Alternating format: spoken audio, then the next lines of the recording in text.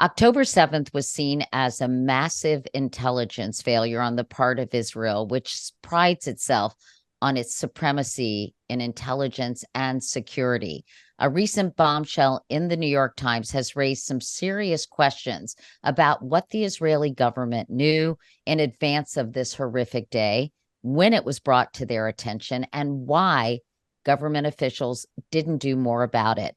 Today, Ronen Bergman and Adam Goldman of the New York Times are here to tell us more. Ronen, I know that when you first started asking your sources within Israel's intelligence community about the attack, everyone told you they had, quote, no idea and were completely blindsided.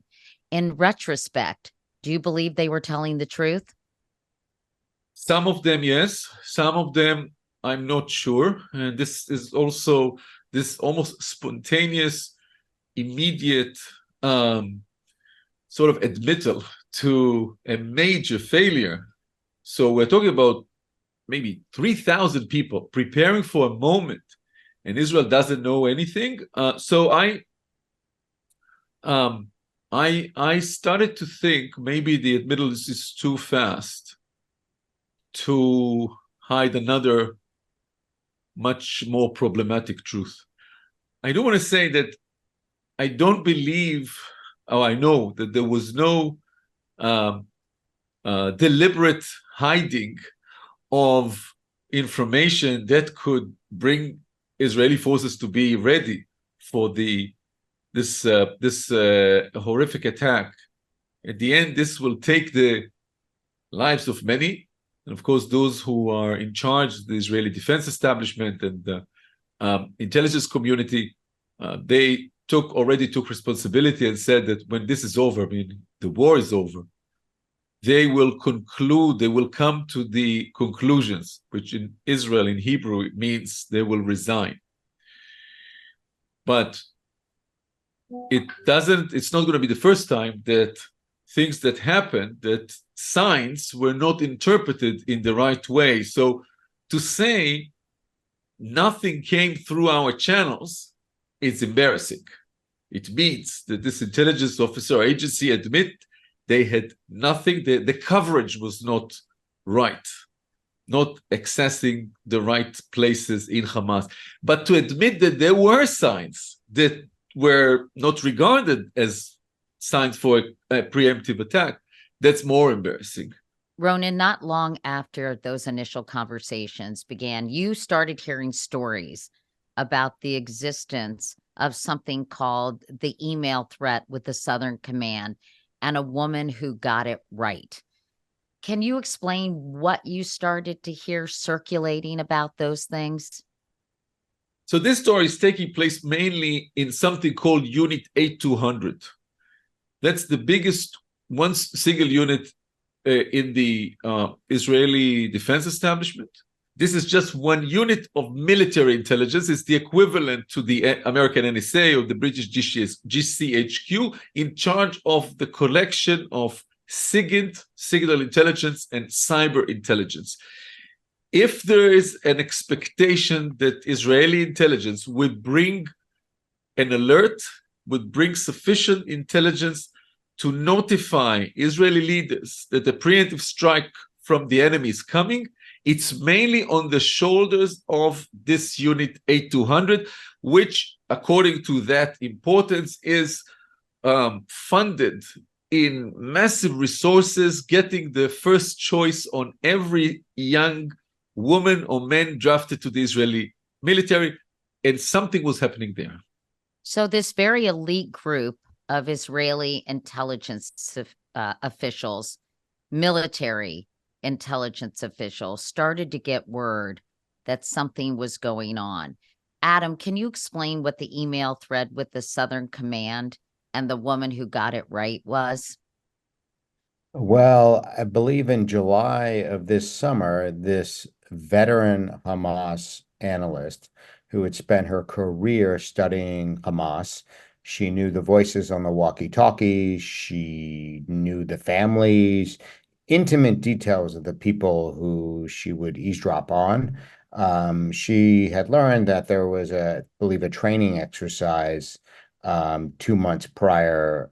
2 months prior, and so she came to the conclusion, based on her expertise and her knowledge of the people involved in the training and some of the things they did in the training, that this was no longer, in fact, a training exercise. It was the last moment of preparation for these particular Nukba or Hamas commandos.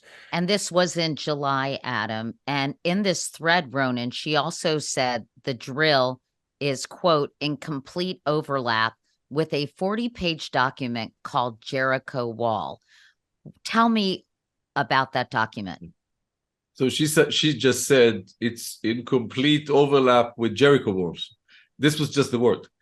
And this wall, this term, Jericho Wall, repeats itself throughout the thread. And it's clear that this is a code name for something else, for something that happened before this thread, for something that is the reference to everything she says in order to prove her point in the debate that follows her email with most senior officers.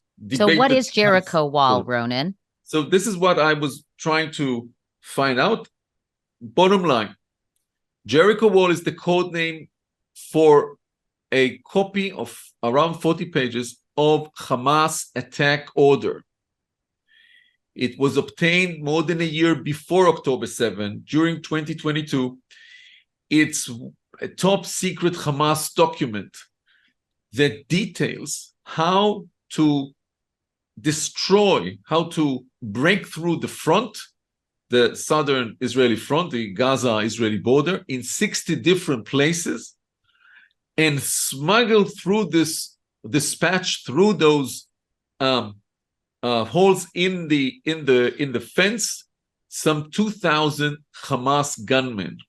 Now, just to give a proportion, Israel believed, and this is why this document was regarded as, they called it, a compass to building of the force, meaning where Hamas wants to be in its competence and capabilities, not a reflection of where Hamas was. This is the core of the Israeli failure to anticipate what happened. Jericho Wall was a Hamas document outlining how it would wage an attack, an invasion of Israel. When was that discovered? Well, it's my understanding that Israel had, dating back years, Israel had versions of that document. And I think the last most updated document they got was in mid-2022. I think one way to think of the Jericho Wall document is to think of the D-Day invasion of Normandy. That's what that was. It was a blueprint, basically. It was an invasion blueprint. It was simply, like I said, imagine it as the invasion of Normandy. It's to break through the wall. The Jericho Wall is the Jerusalem Wall. It's literally a battle plan to break through the wall or the fortifications Israel had amassed around the Gaza Strip. Ronen, the report was meticulously detailed in terms of its knowledge of Israeli security and defense information. How do you believe Hamas was able to have access to such critically important information? This is I think the first question I had when I read that a few weeks ago.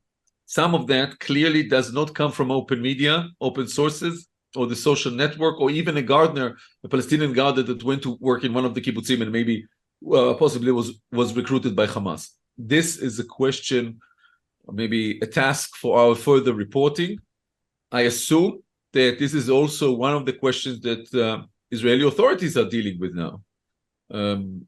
But it's not just the intelligence, but how the intelligence is translated into a detailed plan of attack with the aim of breaking the fence, letting hundreds of teams of Hamas gunmen storm through, each one with a different plan to a different location, with the first location be the division headquarters in Re'im. This is the base from where they control the whole front. All of that done at the same time when paraglides and drones are sent over to explode those towers and communication hubs, when a massive bombardment of mortars and missiles and rockets is rained all over Israel to create diversion, all of that create intelligence and operational fog, to the extent that it took many hours until the IDF, Southern Command and Central Command realized what was happening. How many people knew, Adam, about this 40-page document? For example, was Netanyahu aware of it? Were other top political leaders aware of it? I'll let Ronen speak to that, but I would also add one of the keys to success for Hamas was ensuring that few people within Hamas's senior ranks knew about that. And it's clear only a handful of people within Hamas, its most senior ranks, Sinwar, the leader, Mohammed Dif, these people, basically the Shura of Hamas, knew about that. In fact, today I was at a very sensitive briefing with the Israeli intelligence, and they themselves believe that very few of the fighters who were actually sent to Israel knew what was going to happen that day, and they only learned about it within the first few hours of the attack. So you're saying it was a very small circle of Hamas leadership that had access to this highly sensitive information? Part of the plan was using deception and surprise. They knew they had to deceive the Israelis into thinking that they were not going to attack. And of course, they needed the element of surprise to do that. And they succeeded on both fronts. And that's because they kept the circle small, right? As they used to say in World War II, loose lips sink ships, right? So they had the discipline to ensure that their plans didn't leak. Though, to Israel's credit, they had the plans. And Ronen, how many people knew of this blueprint? Bibi Netanyahu, top political leaders? Who was aware that this existed? So again, this is another question we are looking in, but clearly, and this is from many documents that we reviewed, the top leadership of the military and the intelligence community were part of the loop who saw the document back in 2022. This was not hidden from anyone. This was not disregard. It was wrongly analyzed. That's the mistake. It was shown, and it's that mistake, though very hard to measure, has also the same seeds, bad seeds of failure that led to the Yom Kippur blunder 50 years and a day before October 7. Vanity, hubris, feeling or certainty that the enemy is just incapable and stupid to perform strategic deception. And it's unbelievable how much similarities, we don't have the time now, but how many similarities there are between those two fiascos. Not only that, but I know, Adam, you've compared it to the intelligence failure that preceded 9/11. Do you think that really is an accurate parallel? It was hubris and that really led to it, or was it a lack of communication? I mean, how do you see these two things comparing? Well, they have a few things in common. One is that 9/11 wasn't a failure of intelligence collection, right? 9/11 was a failure of imagination. Like the Americans, like the Israelis, had developed information that Al-Qaeda was going to attack the U.S. President Bush was made aware of that in August, right, of 2001. I think the title of the memo that went to him in the president's daily briefing was "Blinking Red," right? So it wasn't a failure of collection. They knew what they needed to know, but there was a lack of urgency.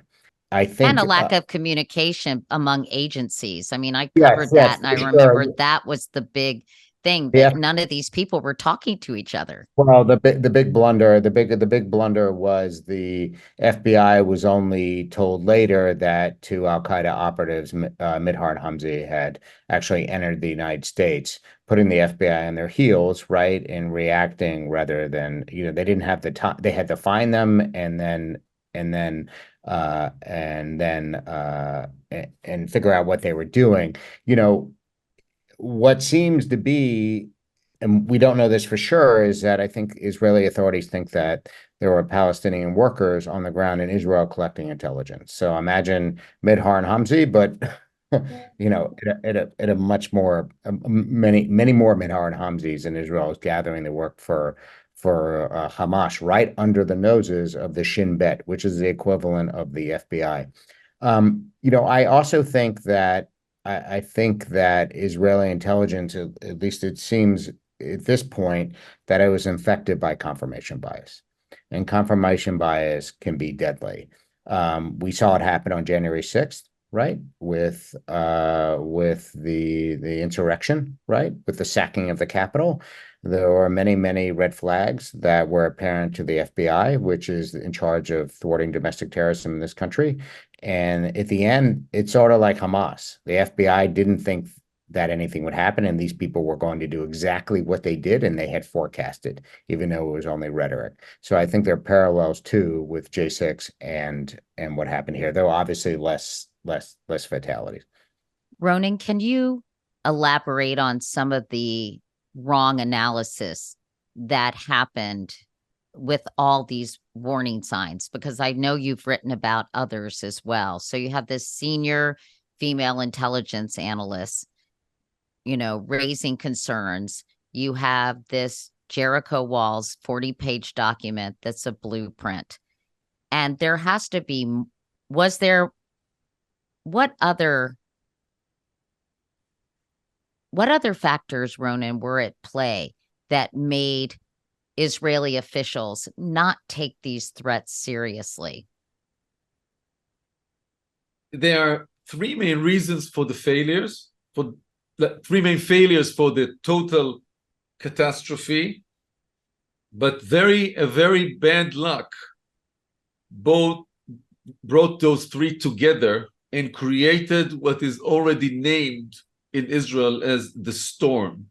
The storm meaning this is a catastrophic failure to prevent this from happening or to confront it in real time. The first one was a total misunderstanding of intent.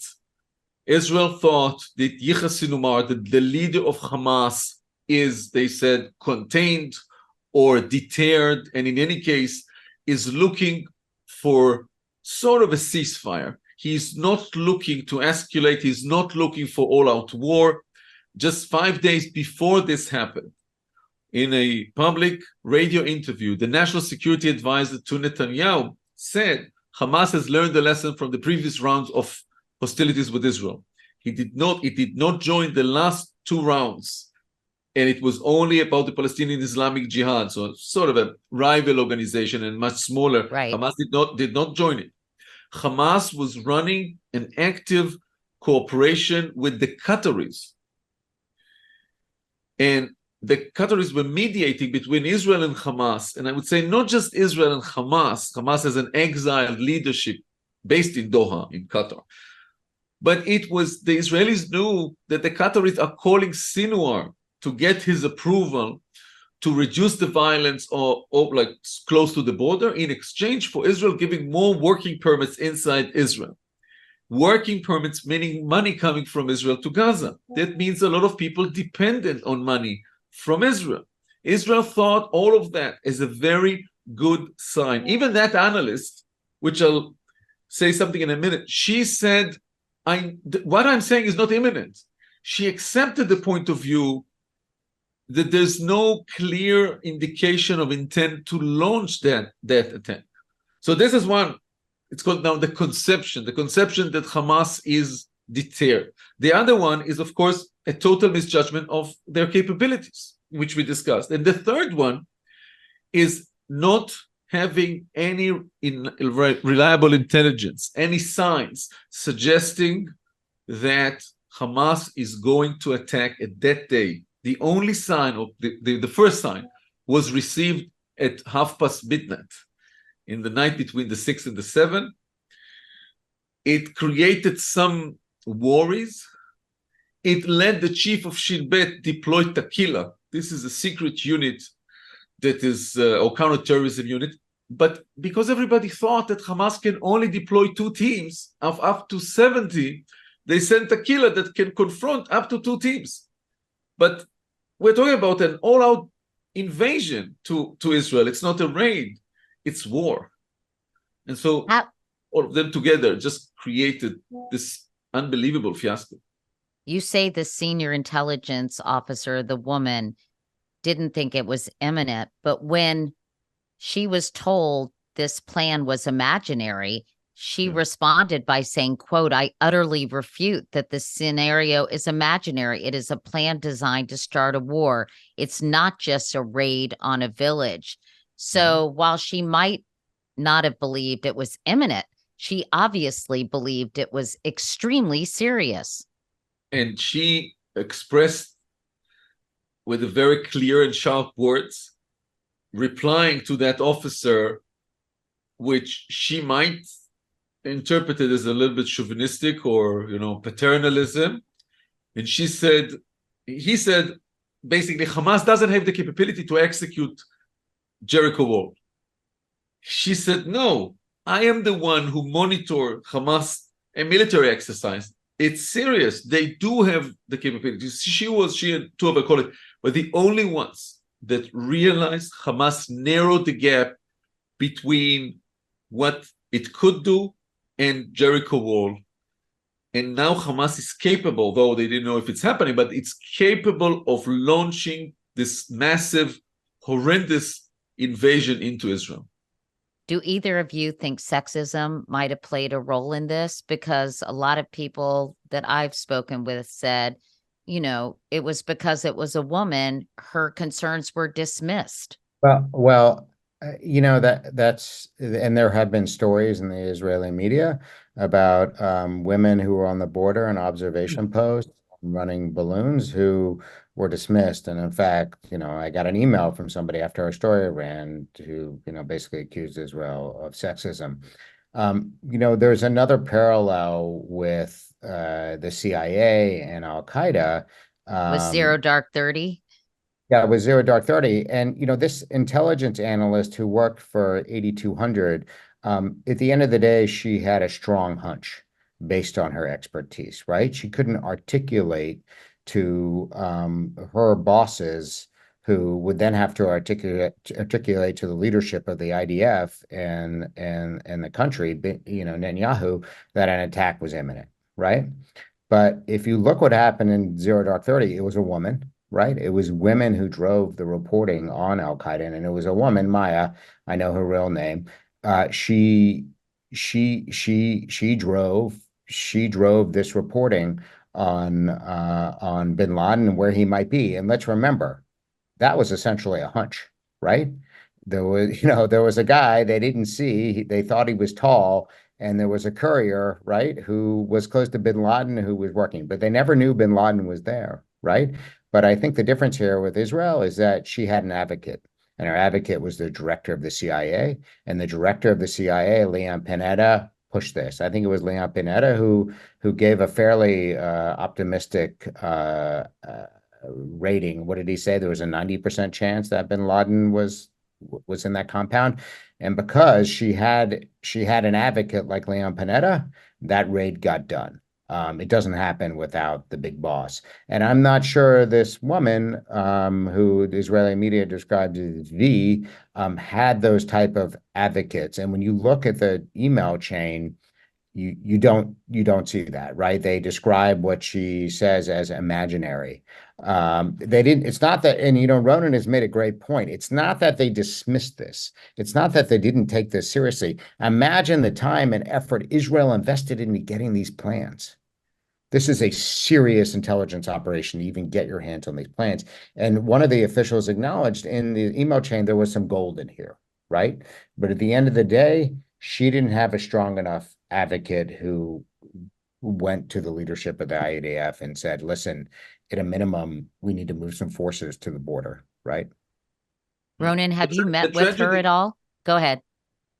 No. She's an active duty non-officer commander. She cannot meet with journalists, but I think the tragedy here is that she got it right. I'm sure that parts of this email exchange will end up in the pages of the inquiry investigation panel that will be established to investigate. There will be a chapter about that. The tragedy is that it was left in a capsule of few analysts and few officers up to the rank of the colonel. None of those took that, as Adam indicated, and said, okay, let's write a memo. Let's take it to someone more senior. And this was just left sort of in the air of this thread with no further investigation to substantiate it or dissolve it. Well, it sounds to me that Israel was lulled into a false sense of security by these other factors that were transpiring, sort of more soft intelligence, kind of a sense that Hamas was either incompetent or had been, I guess, a less adversarial partner. I wouldn't an say adversary who is less adversarial. Yeah. They thought Hamas, Sinwar included, is more interested in being the governor of a state, small state, but a state, the Gaza Strip, taking care of the water, the electricity, the health services, and not jeopardizing everything they already achieved with all-out war with Israel, because those don't work together. And Hamas got it wrong. Hamas was obviously much more sophisticated militarily, but also psychologically in terms of the signals they were sending, Adam, to Israeli intelligence about their intentions. It was a grand deception plan. And as I said, they needed to pull off the deception part of this. It was essentially a false flag. They were providing false signals to Israel, and Israel bought them. Sinwar, as somebody said, Sinwar out-Israelied the Israelis, right? And studied his adversary and was incredibly patient. And, as I said earlier today, I was at a military base with a unit that exploits information or documents and computers found on the battlefield. And we were able to look at that information, and it was extraordinary. The amount of preparation that they put into this attack was really, really, really extraordinary. And it shows the level of patience that these people had to pull this off.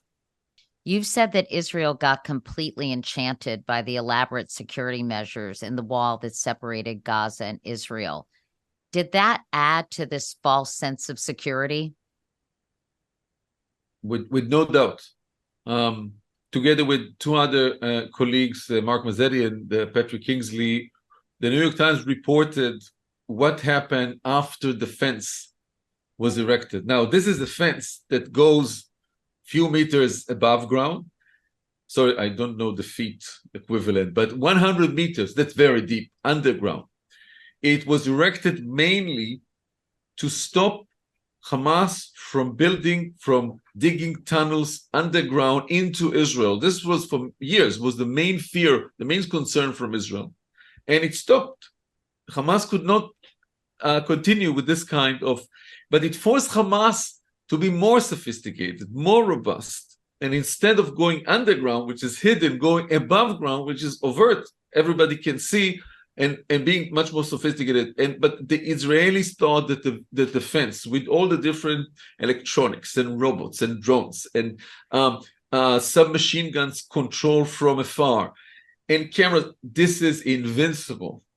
And it made the Israeli say, military sleepy, lose their sharpness, not waking every morning as they did every morning for years at 5 o'clock, because this is the time between 5 and 7. They knew that there's a morning fog, the dawn is coming, the sun is in the eyes of the Israelis. This is when Hamas attacks. And guess what? They attacked at 6:35. And the Israelis, many of the soldiers were killed in their sleep. And everybody who knows Hamas said this, like, this is inconceivable, this is unbearable. They did not follow protocol. Defense made them think that they don't need to.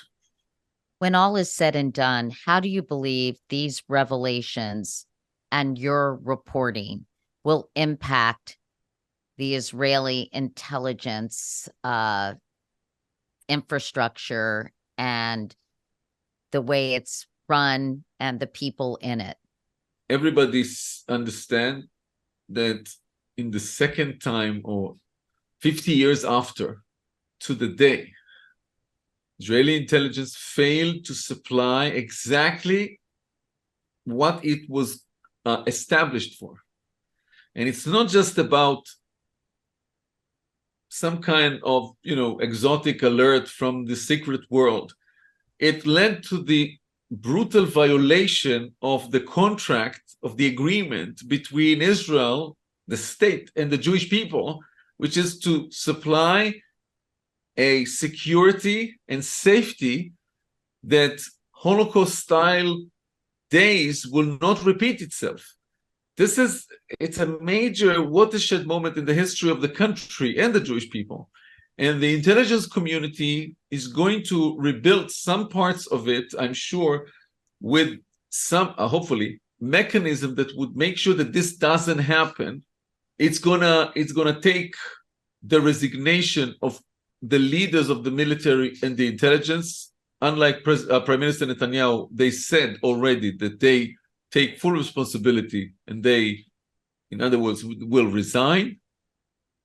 This will call for a very thorough investigation and reestablishment of some of the main agencies and expertise to make sure this is the last of those disasters. Adam, do you think Netanyahu is toast? Many of Israelis have asked me what I think, and my response has been I don't know. They believe that Netanyahu is toast, but I just came from a country, the United States, which saw the former president of the United States indicted for seditious conspiracy, right? He's accused of basically trying to overthrow the government. And now he's the leading GOP candidate and could potentially be president of the United States again. So excuse me if I feel a little contrarian these days. Well, gentlemen, Ronen Bergman and Adam Goldman, you all are really kind to spend this time with me. Thank you so much, and keep us posted. I'm sure we're going to be reading developments as this story evolves. And it would be great if one day you could talk to this woman, V. And actually, do you think that just would never happen, Ronen? No, I'm quite positive it will. I've tried to speak with Maya. She's not interested. But you're right. There are some uncanny similarities between their stories, except for, as you said, no one advocating for her at a higher level. Well, gentlemen, thank you both so much. I really appreciate it. Thank you. Thank you, Kate.